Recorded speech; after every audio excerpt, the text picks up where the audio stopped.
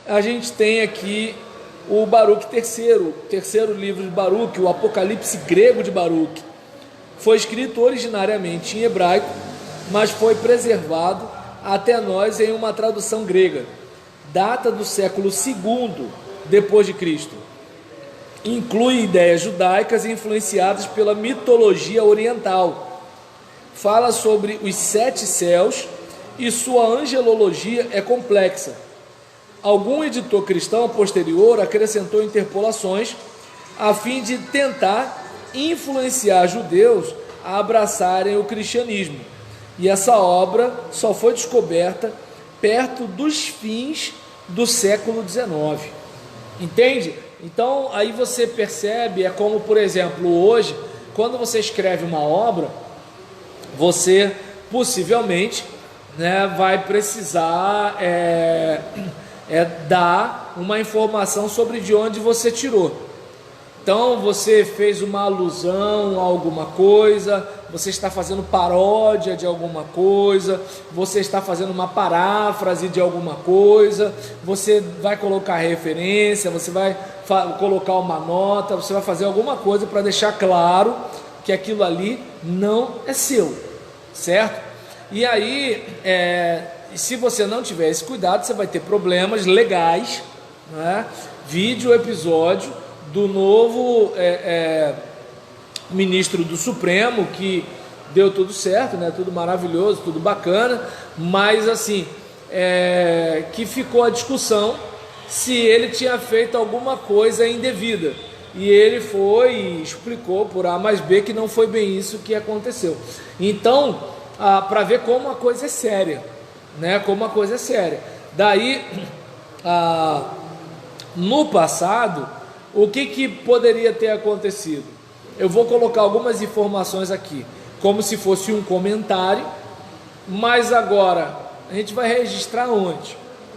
Ou seja, era uma época diferente, era uma situação diferente, porque intertextualidade existe em tudo na vida.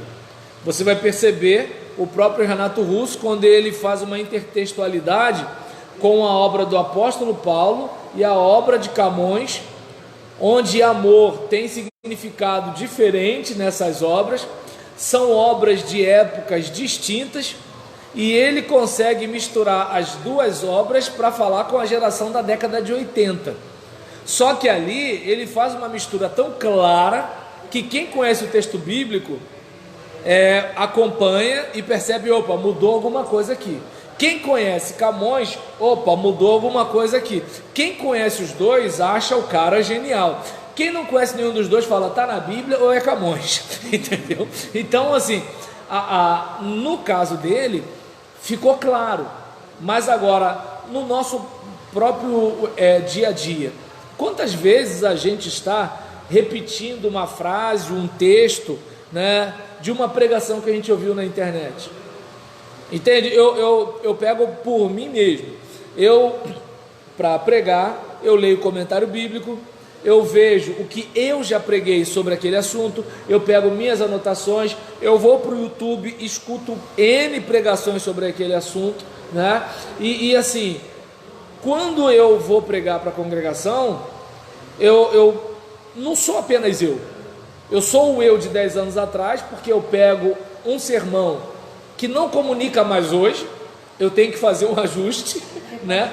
Porque se eu usar, né, como é que eu posso dizer? Aqui está me faltando aqui a palavra, mas é como se de repente eu não tivesse clareza na comunicação. Por exemplo, falei aqui de Orkut e MSN, Júlio César fez aquele ar de riso. Se eu estivesse falando para um garoto de 12 anos, ele está fazendo uma cara, entendeu? É que nem, por exemplo, eu quis fazer uma anedota no sermão de domingo, depois eu falei assim, eu acho que eu dei mole, né? Porque eu estava falando de carteirada, e aí eu contei a história, né, do marinheiro, e no caso, MN tem a ver com aquela patente que o indivíduo tem no quartel, equivalente a do soldado, né, no exército. E aí, por exemplo, o marinheiro está lá, atende o telefone, atende de qualquer jeito, e o almirante, né, dá uma chamada nele. Aí ele vai e é mal criado com o almirante. E o almirante fala: você sabe com quem você está falando? Aí o marinheiro fala: e você sabe com quem você está falando? Aí ele: não, e nem vai saber. E bateu o telefone. Aí algumas pessoas riram, mas eu pensei assim: quem não sabe o que é almirante, não sabe o que é marinheiro, eu não comuniquei nada. Entende a questão da clareza? Então o presidente... E eu só pensei isso em casa. Que raiva! Aí o que acontece? Por exemplo, quando você, como eu posso dizer, vai comunicar, você acaba assim, se enchendo de uma série de informações. Por exemplo, você está aqui hoje, e aí você ouviu uma fala minha, ouviu uma fala do professor Silvio. Amanhã, de repente, no trem, no ponto de ônibus, trocando uma ideia com alguém, você pode fazer uma citação indireta de alguma coisa que a gente falou. A gente faz isso todo dia, a intertextualidade está direto. Não existe um texto puro. Tanto que já viu aqueles irmãos que eles falam contigo, parece que eles estão falando a Bíblia? Não, porque não sei o que lá, não, mas porque de acordo com o Êxodo, meu sogro, por exemplo, tinha uma memória que eu ficava com inveja. A gente estava discutindo política, economia, violência, o que fosse. Não, mas é para se cumprir o que está escrito, porque abre lá a sua Bíblia em Mateus, não sei o que lá. Então, ou seja, tem gente que faz isso. Tem gente que não tem o endereço de cor. E aí acaba fazendo o quê? Fazendo um comentário, mas para não passar vergonha e citar um texto que não existe, faz uma paráfrase do texto que leu. E aí nessa situação você não sabe bem quem é o autor.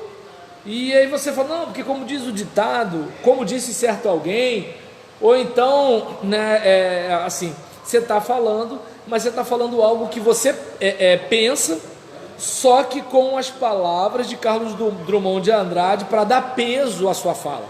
É o que acontece com a gente na monografia.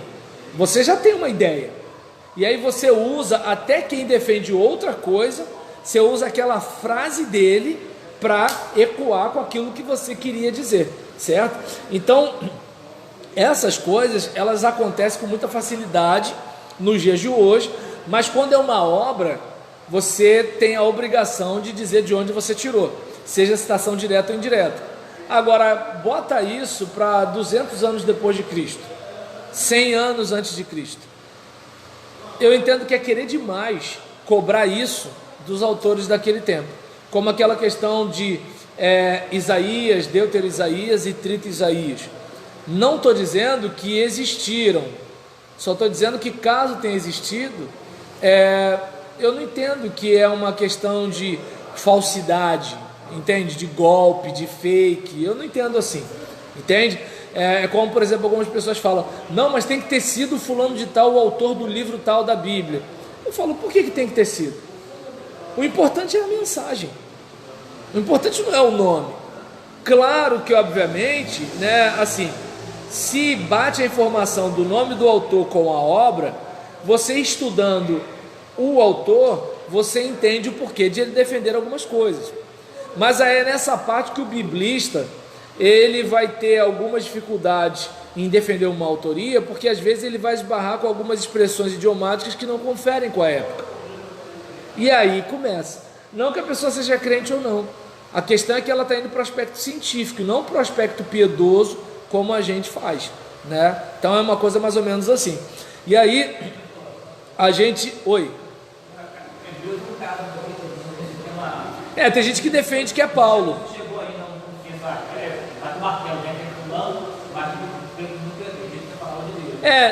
Exatamente, tem gente que defende que é Paulo.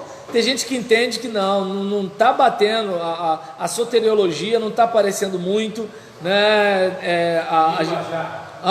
Tá dando para entender? Então, algumas questões não estão parecendo que seja Paulo, mas como você mesmo falou, o que é mais importante? Ser de Paulo ou ser uma palavra viva, né, que transforma a gente? Essa é a questão, né?